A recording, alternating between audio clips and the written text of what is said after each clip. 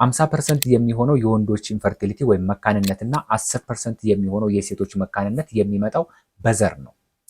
ሜኖፖዝ ወይም ደግሞ ማረጥ የሚባለው ለዘለቄታው የወር አበባ ማቆም ወይም ደግሞ ላይመለስ ሲሄድ ነው። የማረጫ ጊዜ ስንት ዓመት ነው? ሰላም እንዴት ናችሁ? የቻናል ቤተሰቦች ፍቅረ ማርያም ነኝ ከዶክ ሚዲያ። ዛሬ የምናየው ስለ ሴቶች ሪፕሮዳክቲቭ ሄልዝ ወይም ደግሞ ስነ ተዋልዶ ጤና ነው። ከዚያ ውስጥ ደግሞ ስለ መካንነትና ማረጥ የምናይ ይሆናል። አብራችሁን ቆዩ።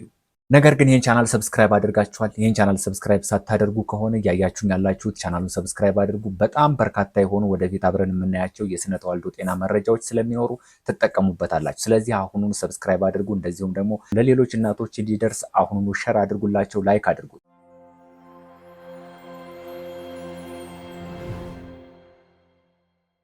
እነዚህ ሁለቱ መካንነትና እርጣት አንድ ናቸው ወይስ ተመሳሳይነት አላቸው? እያንዳንዳቸውን የምናይ ይሆናል። መካንነት ወይም ደግሞ መምከን ማለት ምን ማለት ነው? አንድ እናት እንግዲህ መካንነት ወይም ደግሞ መምከን የሚለው ችግር ገጥሟታል የምንለው ለአንድ ዓመት ወይም ለ12 ተከታታይ ወራት ምንም አይነት የእርግዝና መከላከያ ሳትጠቀም ግንኙነቶችን እያደረገች እርግዝና የማይፈጠር ከሆነ መካንነት ወይም ኢንፈርቲሊቲ የሚባለው ችግር ገጥሟታል እንላለን። ይህ ብቻ አይደለም። እድሜያቸው ከ35 ዓመት ለሆኑ 6 ወር ብቻ በቂያቸው ነው። እስከ 6 ወር ድረስ ተከታታይ የሆኑ ግንኙነቶችን አድርገው እርግዝና የማይፈጠር ከሆነ መካንነት የሚለው ችግር ገጥሟታል ተብሎ አንድ እናት ሊሰጣት ይችላል ማለት ነው። እንግዲህ መካንነት ወይም ኢንፈርቲሊቲ የሚለውን ችግር ስናነሳ መካንነት ወይም ኢንፈርቲሊቲ በራሱ ችግር ነው። ምን አይነት ችግር? ያለማርገዝ ችግር። መካንነት የሚለው በራሱ ጽንሰ ሐሳቡ ግን ለምሳሌ አንድ ነገር ግቡን ሳይመታ ሲቀር ወይም ደግሞ ለታሰበለት ዓላማ ሳይውል ሲቀር መከነ ይባላል አይደል? ስለዚህ እነዚህ ጥንዶች ለምሳሌ እርግዝና እንዲፈጠር ተከታታይ ግንኙነቶችን እያደረጉ ያ የሚያደርጉት ግንኙነት እርግዝናን ሳይፈጥር መክኖ ሲቀር ወይም ደግሞ ከሽፎ ሲቀር መካንነት ተፈጠረ ይባላል። ነገር ግን ሁልጊዜ የጤና ችግር ነው ማለት አይደለም። የመካንነት ችግር ገጠማቸው ማለት በራሱ የጤና ችግር አለባቸው ማለት ግን ላይሆን ይችላል። ሌላው ደግሞ ስለ መካንነት ስናነሳ መካንነት እንደየምክንያቶቹ ሊታከም የሚችል ችግር ነው። መካንነት ይታከማል። እያንዳንዱ ምክንያት መካንነትን እንዴት ያመጣል የሚለውን ዝርዝር ጉዳዮችን የሚፈልግ ስለሆነ ቀጣይ የምሰራው ቪዲዮ የሚሆነው እሱ ነው። ሌላው ደግሞ መካንነት ወይም መምከን ኢንፈርቲሊቲ የምንለው በዘር ሊመጣ ይችላል። 50% የሚሆነው የወንዶች ኢንፈርቲሊቲ ወይም መካንነትና 10% የሚሆነው የሴቶች መካንነት የሚመጣው በዘር ነው። ስለዚህ በተለይ ደግሞ በዘር የሚመጣው የመካንነት ችግር በወንዶች ላይ ከፍተኛ ነው ማለት ነው። መካንነት በየትኛውም እድሜ ላይ ሊከሰት ይችላል። ነገር ግን ሁለት አይነት የመካንነት አይነቶች አሉ። ፕራይመሪ ኢንፈርቲሊቲ ኤንድ ሰከንደሪ ኢንፈርቲሊቲ የምንላቸው ሁለቱንም የመካንነት አይነቶችን ማየት ያስፈልጋል።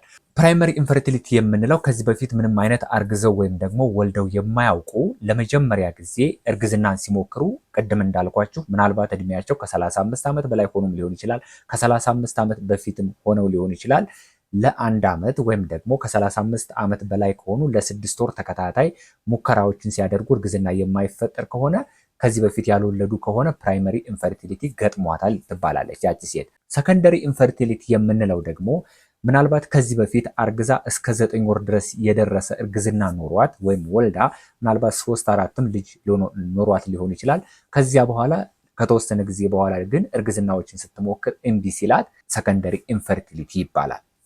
ቀጥለን የምናየው ደግሞ ስለ ማረጥ ይሆናል። ማረጥ ወይም ሜኖፖዝ የምንለው ማለት ነው። መካንነት ኢንፈርቲሊቲ ሲሆን ማረጥ ደግሞ ሜኖፖዝ ይባላል። ስለዚህ አሁን የምናየው ደግሞ ስለ ማረጥ ወይም ደግሞ ሜኖፖዝ ስለሚባለው ችግር ይሆናል። ሜኖፖዝ ወይም ደግሞ ማረጥ የሚባለው ለዘለቄታው የወር አበባ ማቆም ወይም ደግሞ ላይመለስ ሲሄድ ነው።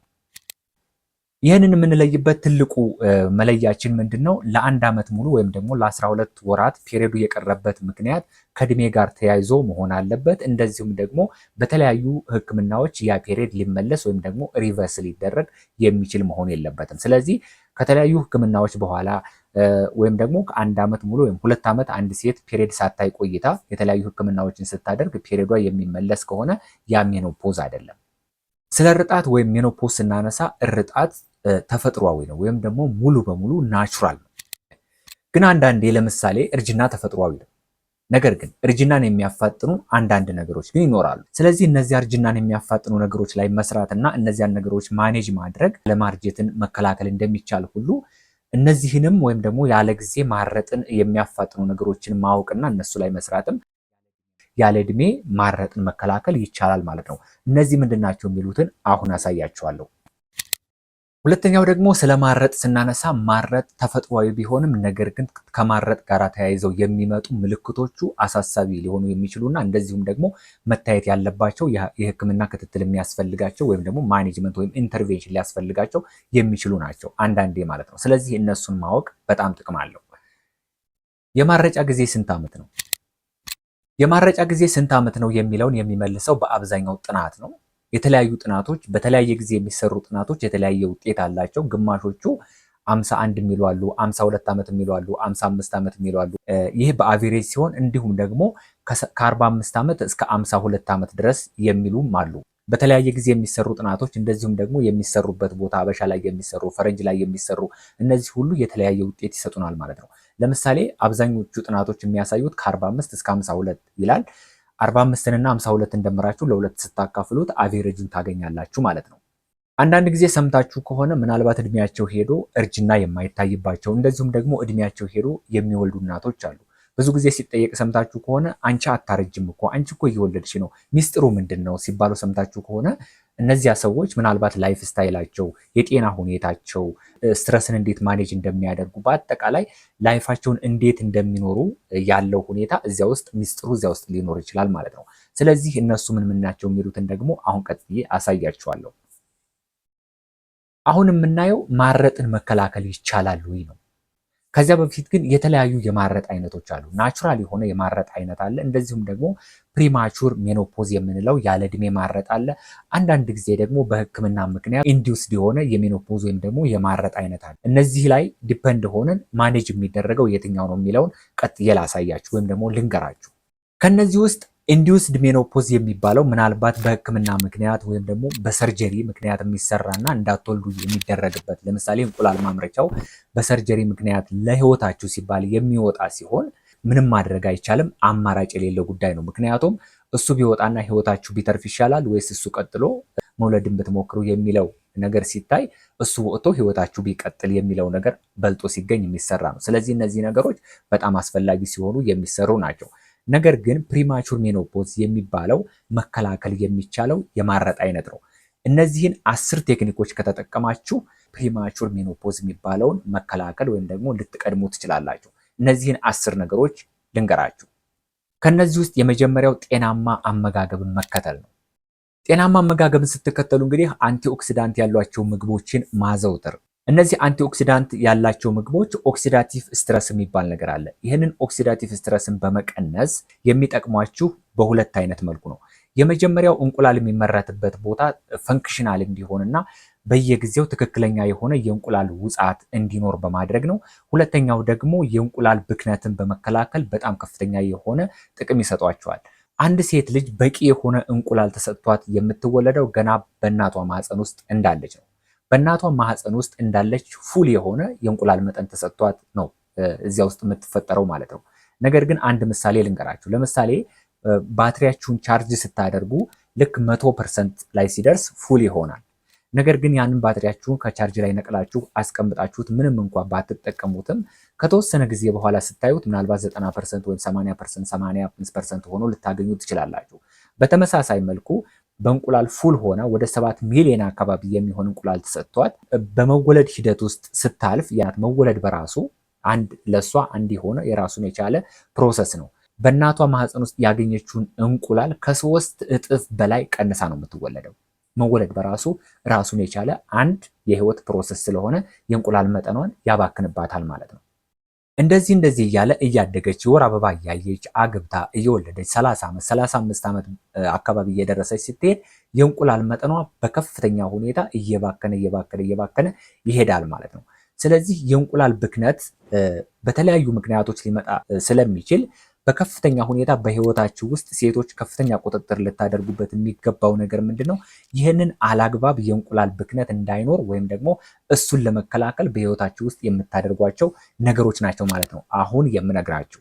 ሁለተኛው ካልሽየም እና ቫይታሚን ኬ ያለባቸውን ምግቦች መመገብ በጣም አስፈላጊ ነው። እነዚህ ምግቦች መመገብ ይኖርባቸዋል። በተለይ ካርቦሃይድሬት የበዛባቸውና ካርቦሃይድሬት ሆነው እንደዚሁም ደግሞ ፋብሪኬትድ የሆኑ ካርቦሃይድሬቶችን መቀነስ በከፍተኛ ሁኔታ የእንቁላል መጠናችሁን እንዳይቀንስ ያደርገዋል። 3 ደግሞ ክብደትን መከላከል ነው። ከእንቁላል ጋር ያለው ሪሌሽንሺፕ በጣም ከፍተኛ ነው። ብዙ ሰው ግን ይህንን አያጤነውም።